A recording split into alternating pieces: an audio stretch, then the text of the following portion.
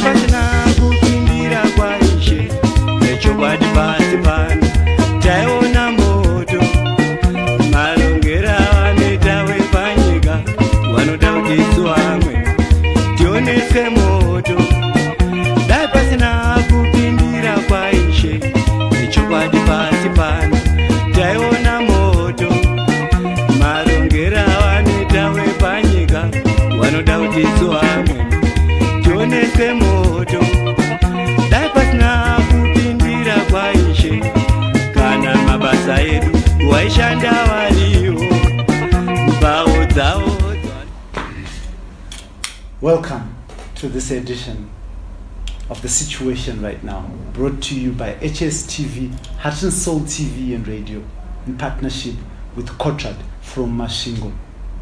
Our partners Kotrad want to work to ensure that there's citizen participation in matters that concern their governance and their well-being today, tomorrow, and thereafter. Today in studio, I am joined by honorable members of parliament and a very senior journalist, where we are going to be discussing Constitutional Amendment Bill number 2. We are trying to understand the matrix, the reasons, the motivation behind the Constitutional Amendment Bill number 2. In all this madness, in all this work, we also want to find out if Parliament remains or is a sovereign institution that can defend the will of the people. Work to ensure that the voice of the people is respected. I will start with Honorable Committee to introduce himself and to interact with the issue. Is Parliament ready and competent enough to defend the will of the people? Thank you so much. Good afternoon to all of you Zimbabweans. Actually, the question is very important. It's very fundamental. You have got to appreciate how the Parliament is structured. In Parliament at the moment, ZANU-PF has got more than 2/3. And the opposition is far much below that. And you know very well how the parliamentary system works. Parliamentarians are whipped by their political parties, which therefore means whatever ZANU-PF wants out of the amendment number 2B, it will come out the way they want it. So we are running a risk here where the powers are being taken from the people, consolidated in a political party institution, which is actually against what we achieved in 2013. Remember, the 2013 document, our Zimbabwean constitution, was a result of a negotiated settlement, where political parties were meeting under COPAC and they were negotiating these particular issues. And the document, which is fairly good, fairly competitive in Africa as such, then was produced in 2018. Here we see ZANU-PF trying to meddle in this constitution, trying to change the constitution, trying to whittle down the will of the people, trying to make sure that we go back to the old constitution which was operating under the Mugabe regime. And we are afraid this is going to be, if we do not stop this, we are going to have a constitution which is almost similar to what we tried to amend. Remember, during the amendment process, during the COPAC process, ZANU-PF was very much against so many sections in the constitution because they felt that the powers were being removed from their president, and the too much powers was then put in the people. So really, Parliament would want to challenge it as well, whether it is competent to defend the will of the people. We will see, since the bill is going to come in Parliament and it will be debated, we will see. But some of us will defend the will of the people, will defend the constitution. We want the powers of the people to be felt in every institution. But remember, the constitution had actually provided a section in which the judges were appointed through. Yeah, we'll come back to the nuances of the bill. But you forgot to introduce yourself. I do not want to do injustice. Please do introduce yourself. My name is Senator Morgan Komich, the MDCT National Chairman. Amazing. Honorable, you could introduce yourself and interact with the question. Is Parliament competent and ready to defend the will of the people? Thank you. My name is Spirium Chenje. I represent Mash East Province. I went into Parliament through the proportional representation ticket. I think I'm very happy to be part of this discussion, just because I really know that being in Parliament, we are doing our best to stand for the people, and we are trying our best to make ZANU-PF do the right thing for the Zimbabwe people. But we have got a very big challenge, especially, let's say, I can talk on behalf of women. Most of the women in Parliament, they are not very, they can't stand on their own, they are not very confident, and they don't have that power and will to work for themselves. Just because you really know that our African culture is very patriotic. So when we get, because you get through the proportional representation, let's say, you get into Parliament through the PR system, you'll be afraid of those men who made you to be in Parliament. So sometimes, even if you are whipped, one, and two, sometimes you came through someone who was very powerful from your political party, and so sometimes he will be the and say, you must do this, you must do this, you must not do this, we are going to do this. So sometimes as women, some of the women can't stand on their own, but with me, I can. Even my chairman really knows it. I forgot to tell you I'm the national treasurer of the Assembly of Women. So we have a challenge that I cannot say we are going to really defend this, just because with the women in Parliament, most of them are ZANU-PF women. Just because you really know, when we were elected in Parliament, on the PR ticket, the number of women who came in Parliament, most of them came from the ZANU-PF side.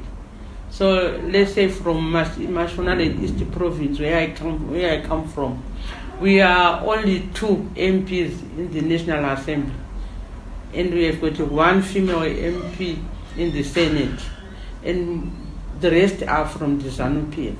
So when we say we want to vote for a bill in Parliament, automatically ZANU-PF will win, because there are more than 2/3 in Parliament, and we are less than 2/3. So we can't really say we are going to defend it, just because ZANU-PF is just playing its ball on their 18 area side. So they will score all the scores they want. There's no defense. But I want to come to you, Andrew. You're a journalist, Andrew, and you've mostly predisposed investigative journalism. But you have also been following this amendment bill. I want you just to give me insights on what motivates this constitutional amendment bill number 2, where 27 amendments want to be made. Okay, my name is Andrew Kunambura. I'm a journalist working as chief reporter for the Zimbabwe Independent. Zimbabwe Independent is part of Heart and Soul TV. Yes, it's within the Alpha Media Holdings group of publications. Basically, the question is what motivates this amendment. Firstly, what we have to understand is that the Constitution, in the first place, is a political document. I know that could be a condemned statement, but when we say it's a political document, we mean those in power can always seek to manipulate it to their own good, because it formulates and directs how power should be shared in a given state or in a nation. So the government will seek at all costs and by any means to manipulate the Constitution, as we are seeing here. In this case, they seek to do away with the running mates issue, where the president has to run to be elected, the vice president has to be elected at a presidential election along with the president himself. So what happens is that will create competing forces, competing powers, because the vice president will also have his or her own power base directly from the electorate. And what it means is, according to the current constitution, if that vice president is also an elected vice president on his or her own, it will not be very easy to remove that person from office. The current scenario is whereby the vice presidents are appointees of the president, and it said they serve at the pleasure of that president.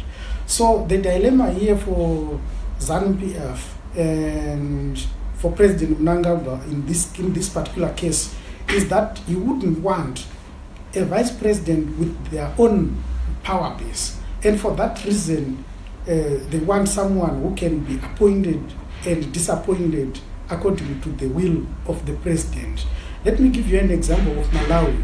Before this election, there was a big dilemma where the former president, Peter Mutharika, fell out with the vice president, Solos Chilima, who was the deputy, and they were running mates at the previous election of, I think, 2016. So what happened was, when the fallout happened, Chilima went on to form his party and announced he would contest against the president, yet he was the sitting vice president. And there was nothing absolutely which Mutharika could do. He could not fire him, and as is the case here. In our case, the president can simply write a letter to say, I am firing Vice President so and so. For lack of probity. For lack of probity or any other or any other reason you might want to give. So the desire here, the motivation, the principal motivation behind this amendment is not to save the people or any public good. It's for purely selfish reasons on the part of those in power, if I can say. So we are trying to locate the reason for this constitutional amendment. But as legislators, as we locate that reason for you, what is your move in ensuring that we do not make laws to benefit individuals? Honorable. Thank you so much. Yes, of course, you are very correct in that way. We from the opposition side are going to fight. fight to make sure that we defend the will of the people and also try to expose the bad intentions which the ZANU-PF is trying to do. The ZANU-PF is failing to accept that the power of the president is derived from the people. It is the people that elect the president, and therefore the president must always run the affairs of the people through the people. People must be able to participate. So what we are seeing here is ZANU-PF is trying to remove that influence from the people, so that at least the power is consolidated in one individual. Honorable, as you explain, can you explain to me who is the people? Because from what we see, everything that is done, politicians justify and say it's for the people. So who is the people? The people that I'm referring to are the same people that contributed to the writing of this document. Remember, we went through a referendum. Remember, we went through public consultations, public hearings on developing this constitution that we have today. And most of the issues which the people contributed during court of time were captured in this. And these are the things now ZANU-PF is not happy with. They're not comfortable with it, because this document represents the people. The power of the people is being felt in certain sections which are in this document. And ZANU-PF and their president are trying to steal that power away and try to remove the power from the people and to consolidate it in an individual, and which is actually a threat to the people's existence, the people's democracy. Democracy must prevail through this constitution. Many people were so happy with the outcome of the 2013 constitution. Even some of us from the opposition political parties, we saw peace-building elements being put in this constitution. We saw the people participating, people trying to question the executive. We had sections that deal with transparency and accountability, to question the president on what he or she is doing. But here, we're actually seeing that all that power, that influence, is being withdrawn from the people through ZANU-PF shenanigans, abusing the 2/3 majority in parliament. Do they have the 2/3 majority? Because I don't think they do in Senate. No, but what you have to understand is the amendment processes happen first at National Assembly level. So that's where the ball is played. And when it gets to Senate, there won't be much debate going on in the Senate, because what would have come out of the National Assembly can still be passed through Senate. And I know there's a check and balances issue between Senate and Senate and the National Assembly. But if you check, even if Senate feels that they can't pass the bill which would have sailed through the National Assembly, in the same constitution, there's a provision which says the National Assembly can still take it to the president direct if there is a disagreement between the two houses of assembly, and the president can still sign. So the Senate can return it 3 times, a maximum, to the National Assembly. But if the National Assembly still feels that what they have is the final product and they cannot amend it or they cannot alter it further, they can transmit the bill to the president for signature.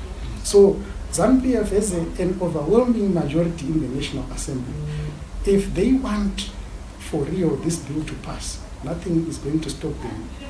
How much they will, despite how much they will try to fight. Their fighting will end in the consultative processes and also in the maybe debating procedures. That's where their fight will end. And when it goes to vote, as the Senator Committee has said, our parliamentary system works in such a way that they are whipped. Whosoever is now the chairperson of the parliamentary caucus for ZANU-PF, announcing that they are needed in the party headquarters for whipping before at the day, maybe shortly before the issue of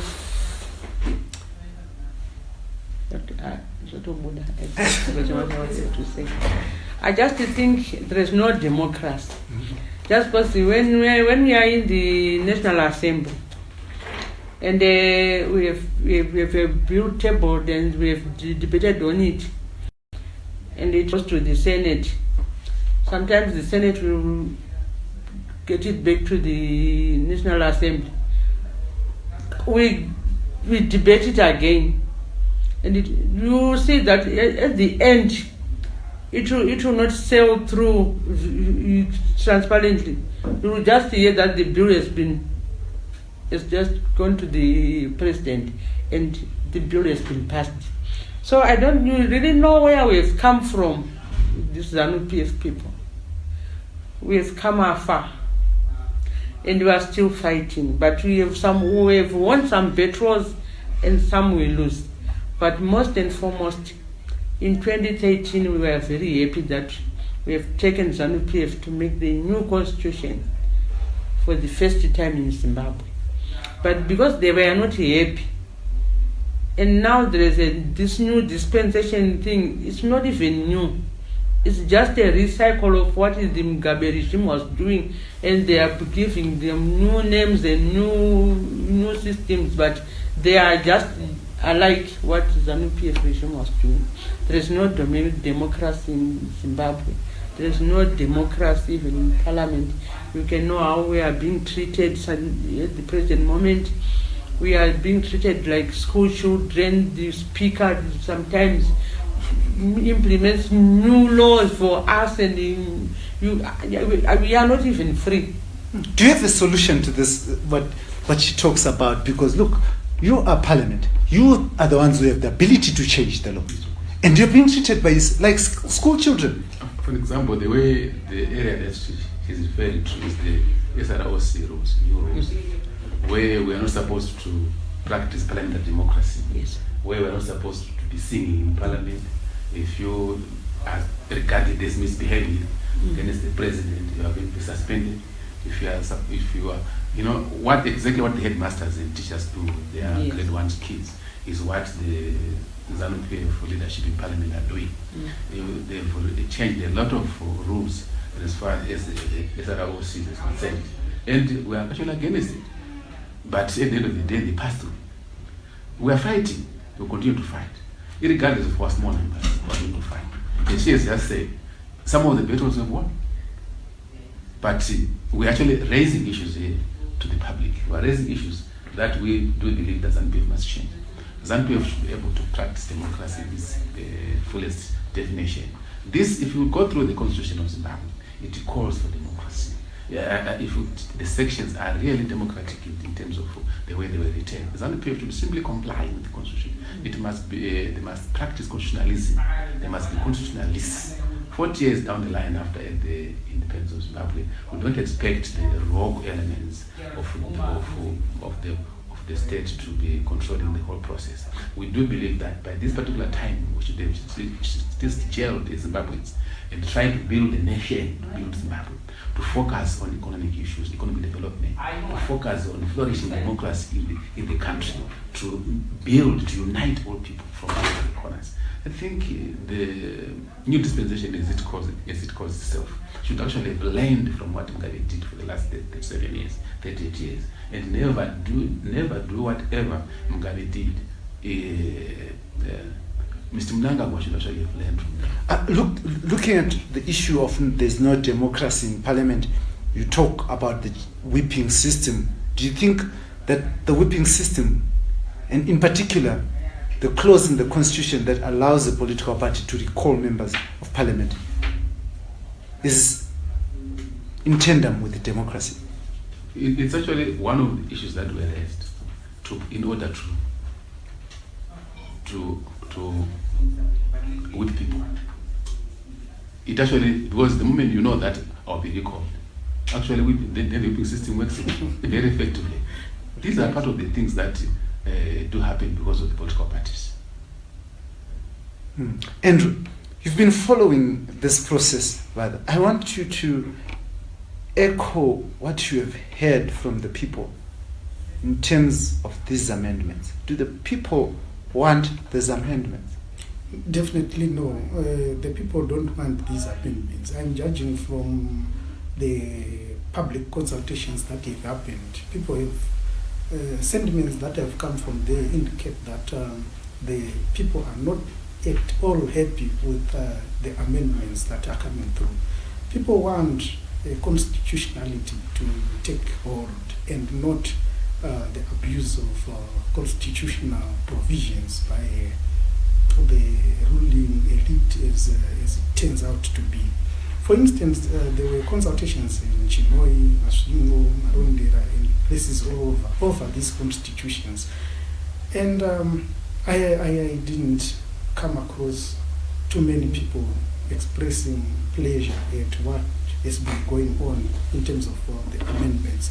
Basically, they think it's an assault on their wills and their desires is expressed in the current composition of constitutional provisions regarding the issues now they want to change. And some experts have actually equated it to abrogation of the constitution. But what you have to understand now is whatever people may say and whatever the public opinion is, we have got a government which doesn't respect these constitutional processes. I also try to bring a democratic, an academic element to it. For instance, if you look at how these provisions were formulated in terms of they are properly intended to secure a democracy, in the sense that a truly independent parliament standing as an arm of the state should not be dictated to by the party or the executive or even the judiciary. They must act independently as a true independent arm of the state. But that's not happening. We see terms being dictated at the ZANU-PF headquarters. We see sometimes terms being dictated at Harvest House. These things are not independent. And from Mutapa, the citadel of power, we see terms of reference for parliament being dictated from such places. Yet we have got the constitutional provisions which parliament must exclusively answer to, and not whims of political parties or the executive or any other arm of the state. So in this case, we are very much compromised and we don't even know where to go. We are at 6s and 7s in terms of trying to address this dilemma. And ZANU-PF, to their credit, have seen a loophole and are manipulating it, damn the consequences. Yeah. You said you're national treasurer. Yes. Yes. In the 26 constitutional amendments, there's a provision that seeks to ensure that Parliament does not have power to look into agreements entered between government and foreign entities. What does that say to you? I think that was a very big error. I think it's a very, very big error. Just because if the parliament can't look and have a say in the fiscus of the country, so the executive will have more powers to abuse the office.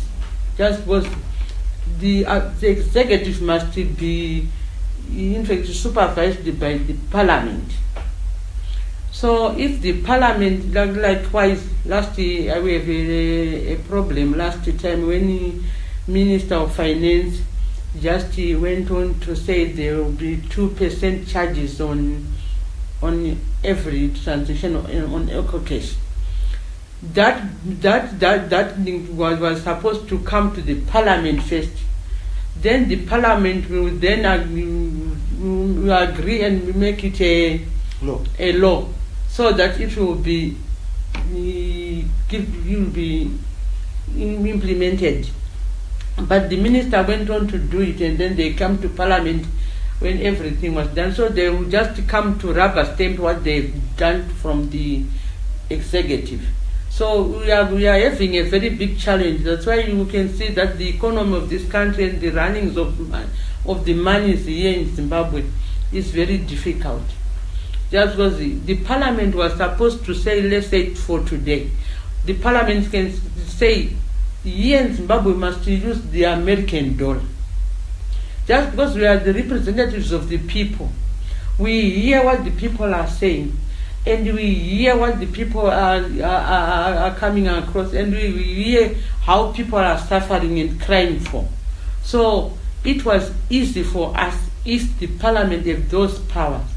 So that part, I think, it must be corrected.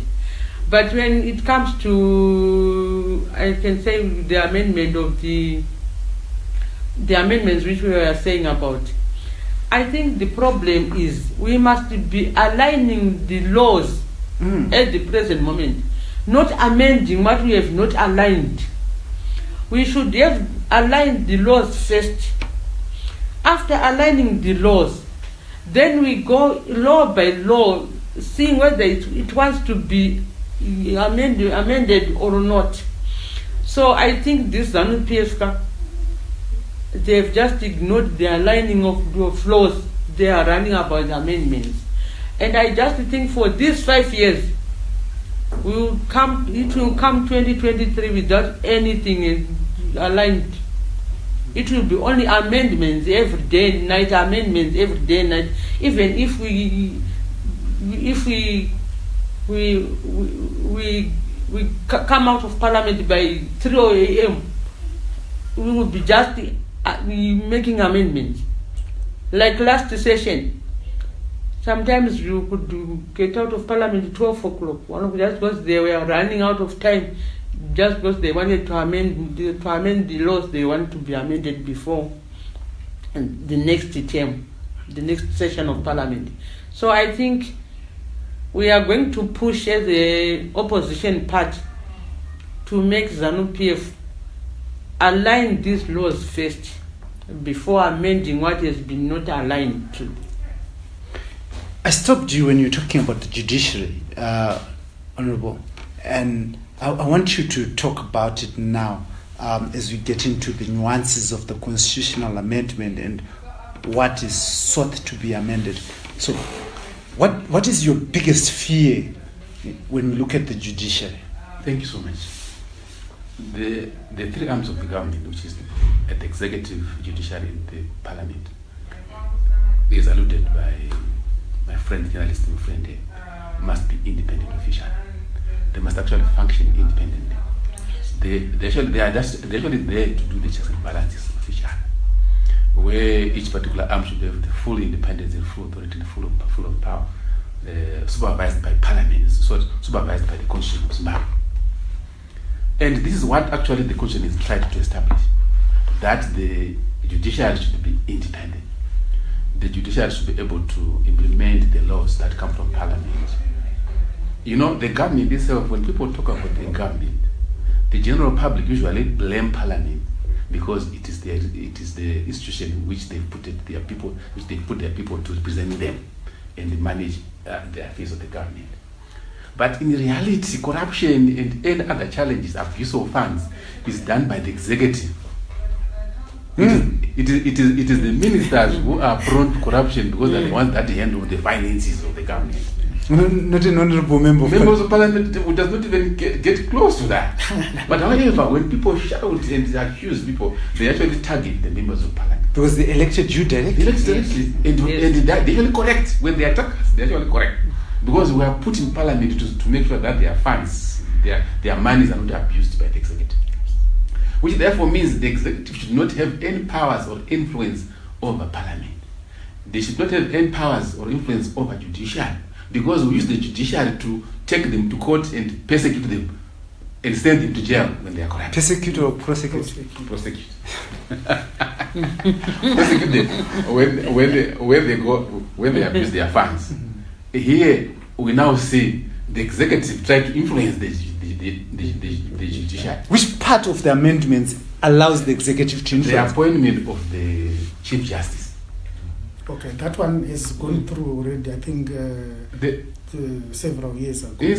Just imagine, previously before the amendment, the appointment of the judiciary was being influenced, at least through the parliamentary process, in which there's an element of the people there. Yes. Now it has been removed from the people.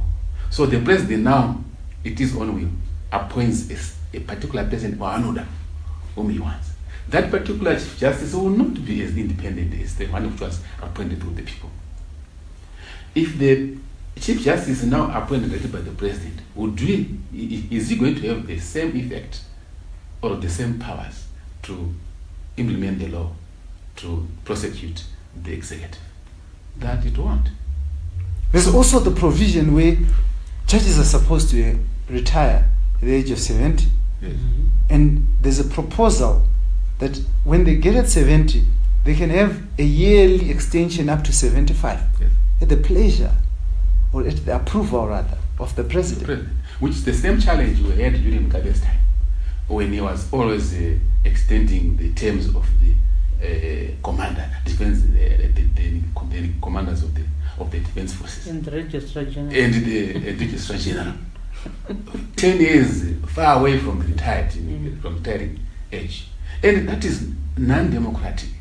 It doesn't mean that it shows as if there are no other people to fill those particular positions. When a person has reached a retiring age, you should go home and create a space for the new young people to come and fill those places. Why would the president want to keep Honorable Komichi in the same position when he is old? You know, with age, your effectiveness and the performance and efficiency goes down.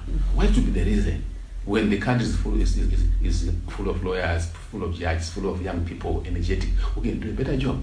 So you can see that behind all that move, or that there are bad intentions, which we must deal with, and which we must make sure that we correct. And we should put pressure on the president in this thing. We want a president who should actually push for democracy, push for the people's participation, push for transparency, do something different from what has been experiencing for the last 40 years or so. I want to come to you. Politicians who get into power have a tendency of calling themselves the people. If you ask, like Mugabe, even when he was beyond his sell-by date, he continued to say, the people want me. My people. Yes. If you go, there's this famous saying where it's normally from politicians. Yes. So, do you know who the people are, or do you think you're the people? No, the people are the electorate. But the problem is, I don't know what really happens when you are in power. Tell us, you're in power. Sometimes I can talk on my side just because that is very. It's not something an umbrella cover. Just because it depends on you yourself. Just like Mandela, what Mandela did. Mandela just ruled for one term and he went to sit down. No, sometimes that is what I can do, but I don't know. But let me say, the problem with politicians is, in politics you work towards a goal and you will be having a vision. There are two things in politics. We have got a national agenda, a national objective, which made you to be in politics. And the other one is you have got a personal agenda. The 4x4 vehicles that you get. You have your personal agenda, personal willing that I want to do this, I want to be like this.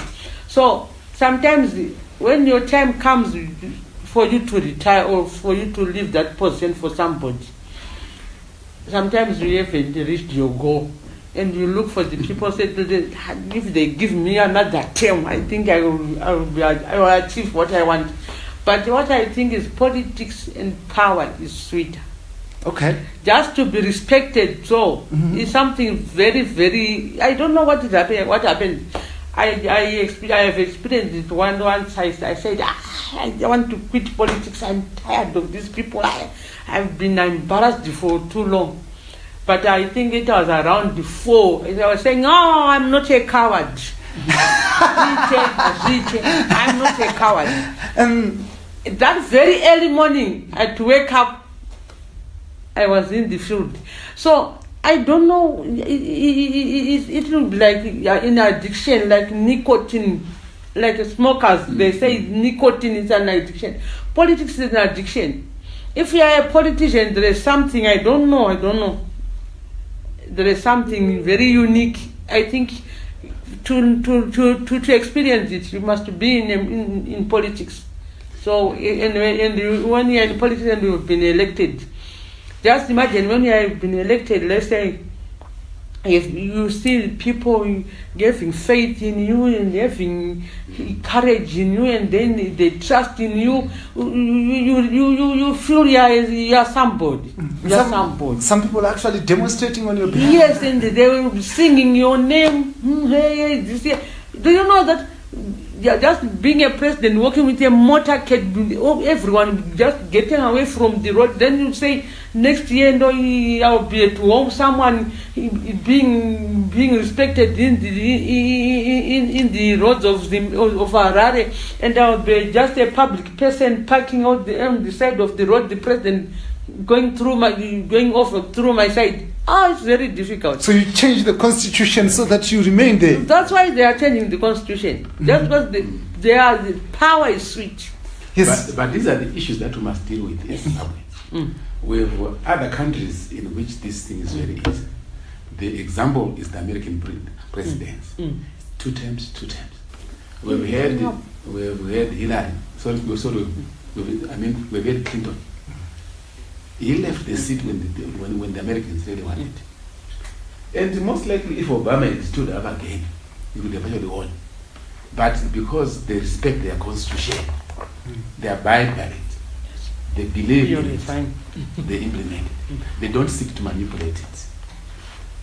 Yeah, Down the Limpopo River, East Africa, although it's happening within one party, ANC, we've had changes of presidents from Mandela to the current president, Cyril Ramaphosa.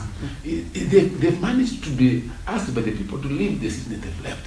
We've had President Mbeki, he left the seat. We had Zuma, he left the seat. So if our neighbors can do it, why can't we also do it here? So this is what we should do, aim as Zimbabweans, to make sure that we fully practice democracy and we force that whoever becomes the president should not really put his personal agenda or personal interest at the expense of the people's lives. We cannot do that. We must always have the Zimbabwean interest, people interest first. Make sure that when you are a president, you want to see people happy. When you are president, you want to see Blessing Mhlanga happy at work, getting adequate salaries, able to get affordable food issues, good roads. Yes. This is what you should aim: good hospitals, enough medicine, in health salaries. This is what the president should aim. The president should be thanked by the people. Vakomichi, thank you so much for making our lives so good. So when it comes to the election, people vote for Vakomichi, thanking him, not to be forced to vote for the president. So there are 2 people here that I see. There are people that focus on their personal interest, which is the position of being a president. That's a personality. Then there are other group of people who would want to make sure that they focus on the interests of the people. This is the way we are driving ourselves. This is the way we stand for ourselves. This is the way we say, I should not really kill people or kill myself if I don't get re-elected. I should not do that. You made your point, President Komichi. You wanted to come in. I want to add on. Okay, sure. What I've seen is like what the Senator was saying. I think this is a whim in the African leaderships, especially these liberation leaders. They don't want to leave power just because they went to war. But I think their objective. They also want you to go to war. I don't know where they want us to go. Just because we can't fight each other, but just we want to fight each other through a ballot. And at this present moment, we are not fighting wars of tribe or wars or I think the Smith wars also. We are fighting the hunger or the economy war. So I just think if they can really learn that every year people are graduating. So that means Zimbabwe has got very, very intelligent people. So it was better if they to learn to leave a stick for someone to make a short relay, giving each other a turn to rule. But just because here in Africa, they want dictatorship, they don't want to get away from power until they die on that seat. Or sometimes they have a coup. That is what they have experienced. Andrew, I want you to comment chekumashingo cheharurwa chepapikita. I want you to look at the opposition in its state right now. ZANU-PF barely has a 2/3 majority in the Senate. Of course, they do have a 2/3 in the Senate if you want to look at it, including the chiefs who have at times declared allegiance to ZANU-PF. But the opposition is in 6s and 7s. They're chasing each other out of parliament. Right now, there are 21 parliamentarians short from what they were given by the people. Where does that take them? Where does it place them on the political stratosphere? Yeah, we go back to the politics of personal aggrandizement, the medieval politics of personal aggrandizement, which has been our biggest drawback in terms of trying to solve our problem. The politics of division, even in the opposition, as also it has been in ZANU-PF, the ruling party, is not a new phenomenon per se. The opposition has to be able to recreate itself, rise from the ashes and fight for the people. What I know is the opposition as we know it today, different versions of the MDC Alliance, MDC-T, and so forth. They are not fighting a people's war, but a personal war, which is the uncomfortable truth, which even the honorable was on my right-hand side may not want to hear, but it's the truth. What it means is, even in ZANU-PF it happens, they fight personal wars on a daily basis. The difference is only that when faced with a common enemy, they unite and dislodge the rival, and then proceed with their personal battles thereafter. But our opposition has a problem in that it shelves everything and gets blinded by the pursuit of power and positions to the extent that they don't know and lose focus on the target, which is to get power, to get into power. When they get into power, you can fight as much as you want. But when you fight as an opposition party striving to get into power, you are fighting. There's no winner in that fight. You are fighting a loser's battle, and the ruling party can always and only smile. It is blamed for infiltrating the opposition, planting, and so forth and so forth. But the truth is, even in our traditions, we've got tine kutaura wedu wakanaka unotaura kuti iwo mudzimu warubonga kuwana huku dzichirwa. What it means is bonga in this analogy refers to ZANU-PF. It finds the two factions of the opposition fighting. They say they can't even believe their luck. What all you need to do is zvataita kare tichifudza wataura zvekubhikita taiti kana imbwa dzichirwa, you throw dust, you toss dust and the fight intensifies. That's what ZANU-PF simply does. Is that to plant dissent among the Eastwell comrades in the opposition. And meanwhile, the constitutional amendments are going on. And while they fight, ZANU-PF concentrates on consolidating accumulation of power. And when you see someone, let's go back to the constitutional amendment. What is happening here vis-a-vis the fights in the opposition. And don't think these fights, this amendment necessarily targets the opposition. It also targets rivals within the party, I think within the ruling party itself. There are rivals within who want to be dealt with, so that in future they see beyond the immediate. So what they are doing now is trying to preempt the fight, which can come up in future, and deal with it before it happens. So in this case, they are trying to preempt what could happen and foretell what could happen, which is a fight maybe coming from the opposition or within the establishment.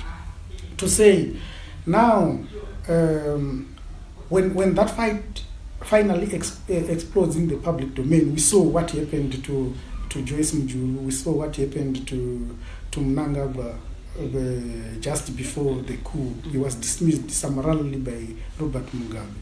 And for that reason, that's what the current president also wants to protect his power and accumulate power. There's a saying which goes, whenever you see someone accumulating power, you must be afraid. What's then the solution?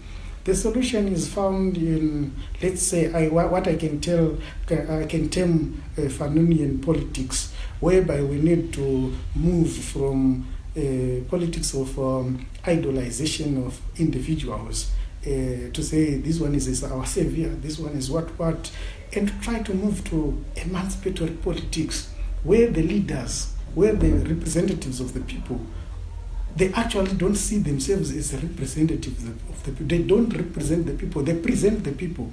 They don't talk for the people, they talk with the people. That's the sort of politics we would want. If that was the case, this amendment Fanunian politics. Happened. But I want to come to you. You are decimating yourselves as the opposition. You're 21 short right now. Yes. And you are fighting a battle within yourself. Yes. But the bigger battle is protecting and preserving the Constitution. How do you do that? Yes, of course. There's nothing that defeats unity. And unity is the greatest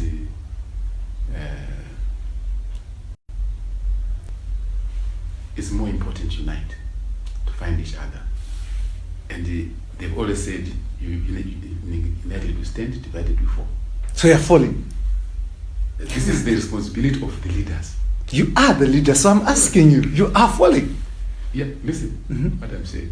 When you are a leader, Abraham. you must always make sure that you deal with issues of conflicts when you are a leader. Conflicts that escalate in every situation are actually as a result of the failure of the leader. They say conflicts, magnitudes are determined in this direction, are determined by the response of the leader.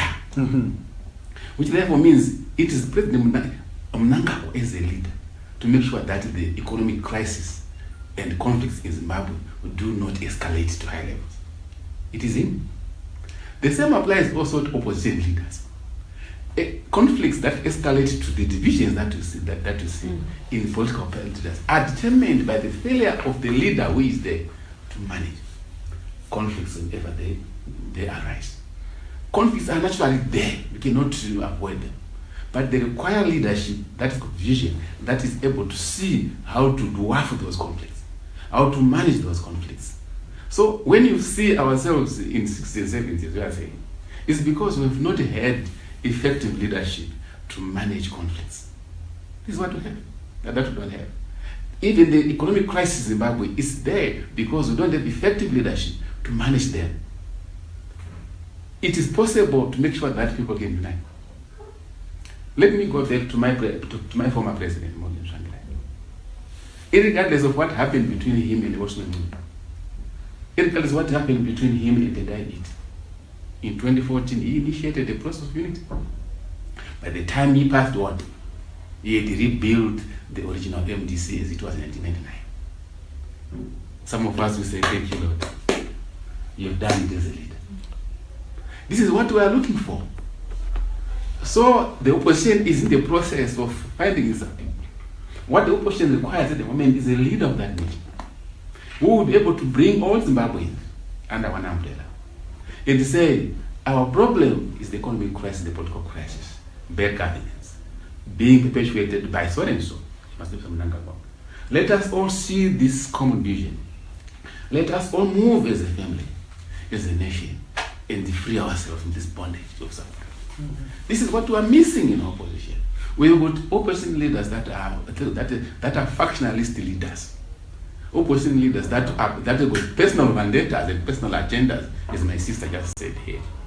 People that do not put the interest of the people in front. People that put their own interests in front. We need to put the people's interest in front. You as a leader stand behind it. Let the people then thank you tomorrow and say, you have done good favor for us. We can vote for you as the president. This is what we're missing. But they are there in the country, people of that caliber. They are there in the caliber, people of that caliber. Probably looking at one of them who are prepared to sacrifice their lives for the good of the people, who are prepared to unite the people for the good of the people. So that we do not the nation across. So that we don't molest our constitution. From the opposition to the ruling party, we need a face that should unite. We want to build a nation, not to have people who always want to molest the constitution. My sister said very clear. We should focus on alignment of the constitution. There are key sections of the constitution that have not been aligned since 2013. Yes. Chapter 11, that deals with secrecy of the nation, needs to be aligned. We want a professional army, a professional police force. We want people that respect the human rights, people that respect the life of the people, not people that always wants to appear to be superhumans, abuse the people, beat people and whatever. We don't want that. We want at least an army that is very professional, an army that respects the human life, the army that is a friendly one. People must actually run to camps and barracks for protection, but today we don't see that. This section, there's section 208, which deals with the principles of what the defense forces should always observe. They must be non-partisan. They must not promote other political parties' interest. Those things have not been aligned. The independent complaints commission has not been put in place. Soldiers go to courts and they beat people. People have nowhere to complain. People are abused at the roadblock. They have nowhere to complain. Yet the constitution is very clear, section 210, that people should always go and complain. The government is failing to do that. Why are we doing that? We want the leadership that makes people happy. The leadership that puts smiles on the people's faces. But however, I have complained about the defense forces. Let me also take the opportunity to say, hands off to General Valerius Band. Hands off to General Shimoy. For the first time in the history of Zimbabwe, we've had generals that have managed to produce videos talking about democracy. Generals that have managed to say, army and the politics must not be mixed. The army should protect the country. Politicians must operate freely. We have been used to generals that said the president is the straitjacket. Generals that used to say you will not check this country through the use of the ballpoint. This country was taken through the barrel of the gun. Such generals were putting fear in the people. The today's generals must be applauded for the effort at least to appear on the camera and be taken a video. Even if their juniors are beating up people in the streets. That's why I've singled out the two generals. What is now required is that the constitution must be realigned, so that these two generals with their intended good intentions can use the constitution to make sure that they professionalize the army. But they're the ones who give the orders. No, the ministers are the ones to take the amendments for alignment to parliament. So the minister of the defense forces, my sister Opamchiwu, must actually bring this to the because at least we had the opportunity of having a general who is courageous enough to say democracy must prevail in the country. For the last 38 years or so, we've never had that kind of a general. That's why I'm saying at least I'm applauding that this particular general and he is second in command, the army general, for at least being brave enough to tell the people that we must be democratic, and the army must not be involved in the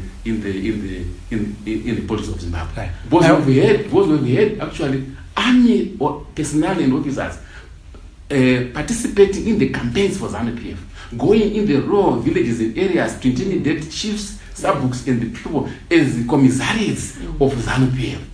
And this is happening because the constitution is not being aligned. And we are saying that should be aligned. I want to bring also chapter 15 of the traditional leaders has not been aligned.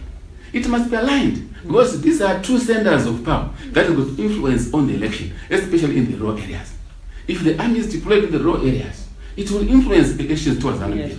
If the chiefs are not regulated through the constitution of Zimbabwe, section 281, 2A, that is 2A to D. If it's not regulated, the certain stubborn chiefs would force the rural voters to vote for ZANU-PF. Yet the constitution is there, it's not being implemented. This is the way ZANU-PF should be focusing now, other than the 27 amendments. The 27 amendments should be put aside, and we focus on aligning the constitution. We will applaud them if we focus on that. So really, we call upon the president of the country to focus on the alignment. And he must at least during his term, people must see the difference between him and Mugabe. Thank you. Thank you very much. We are fast running out of time, so I will take that as your closing submission. But I will come to you, Honorable. What do you want to tell the people of Zimbabwe in closing, in regards to what you are prepared to do in defense of their voice, what they said during consultation, and their voice that they expressed during voting for the Constitution in 2013? Thank you. I think I will answer to that. But firstly, I would like to chip into what you have asked the journalist and the Senate about the recalls of MPs from the Parliament.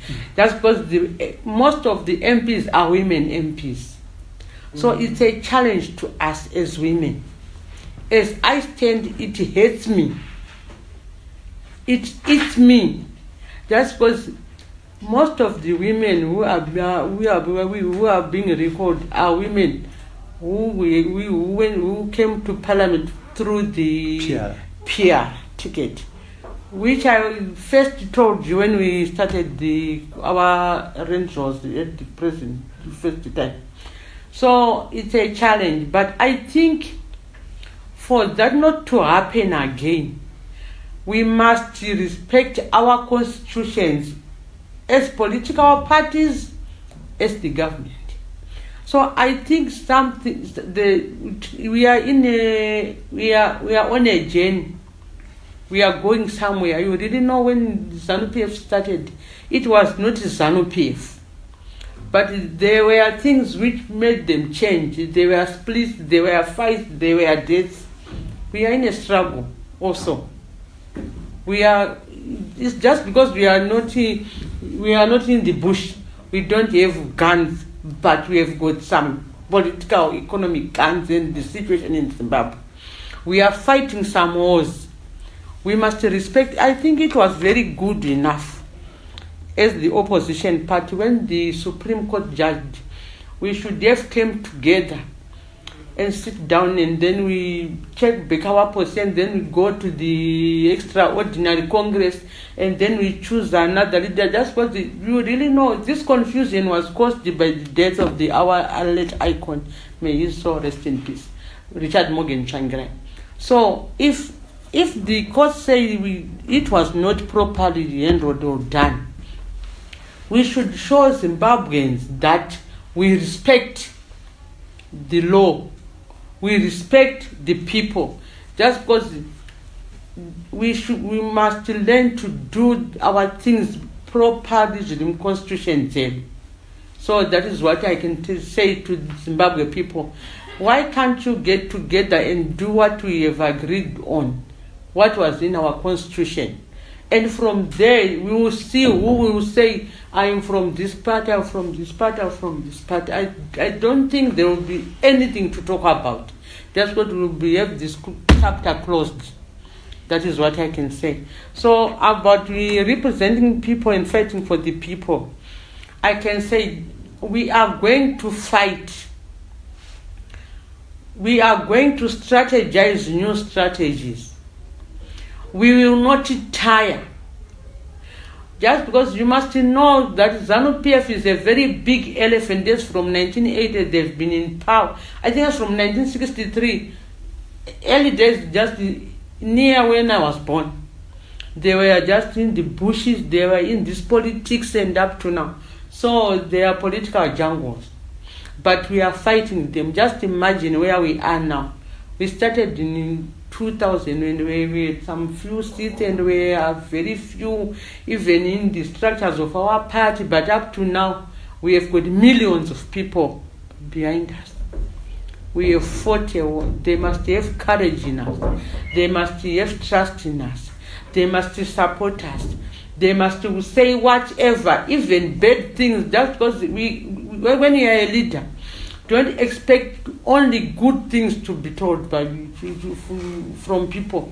Expect even bad things and good things, they will mold you to be a better person. So we are here, we are there for them. Thank you very much. I will allow you, Andrew. But Andrew, your question is different because you do not sit in Parliament. Maybe someday you will represent the Peter.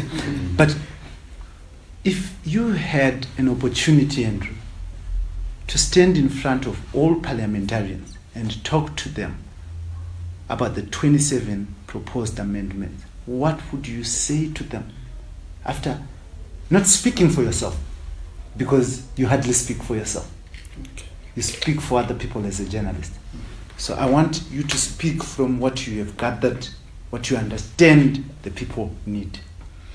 Okay, I will assume that these parliamentarians I will be speaking to include those from the opposition party and all also of them, the ruling party and yes. independents. What I would say is you came from the people, you came from the electorate, and you went back to the electorate with proposed amendments to the Constitution, which were resoundingly rejected by the same electorate that put you into power. And if you then go to the National Assembly and to the Senate, turn your back on the electorate and argue in support of the amendments which those who elected you into power rejected, that there is no greater betrayal than that. So whichever party you are from, whichever inclination you might have, always remember that the consultation process which happened was to seek the position of the people. Make sure you defend that position despite the consequences. Thank you. We want to thank you very much.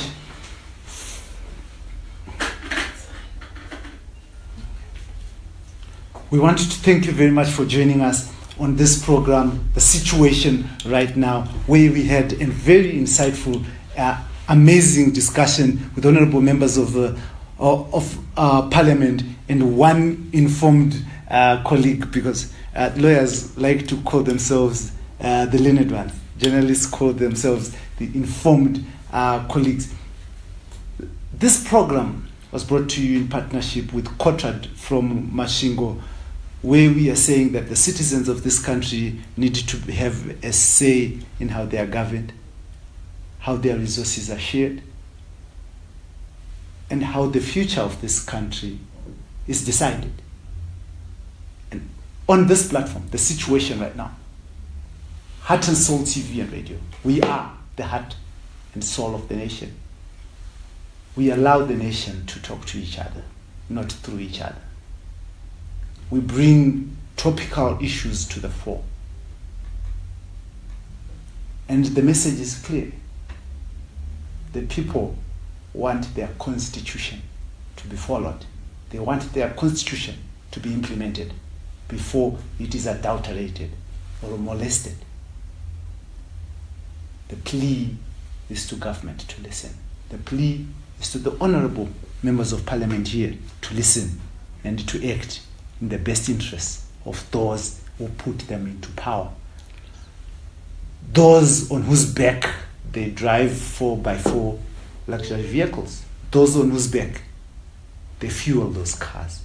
And those on whose back pay their allowances to speak in parliament, to participate in parliament, so that they represent their interests. I am Blessed Mhlanga. Till next time. Dararenyu. Thank you. So, before we go, I'll allow Abraham to sing a song for us. Ginatsi.